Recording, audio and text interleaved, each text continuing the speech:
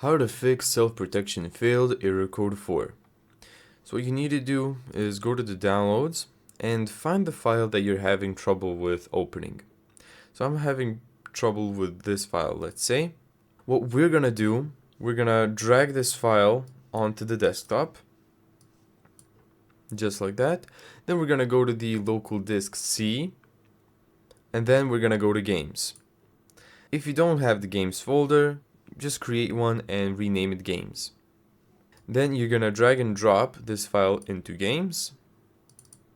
Here it is. And now just right click on it and run as administrator. If you don't wanna always run it as administrator, right click, do this and that, go to the properties. In the compatibility section, check run this program as an administrator and apply. Right click on it, go to the create shortcut, drag it onto your desktop, and there you go. If you're still having the same error, what you need to do is go to your antivirus. There you go, virus and threat protection. Then let's go to the manage settings, add or remove exclusions, add an exclusion, file, and then go to the games, and there you go. Thank you so much for watching this video.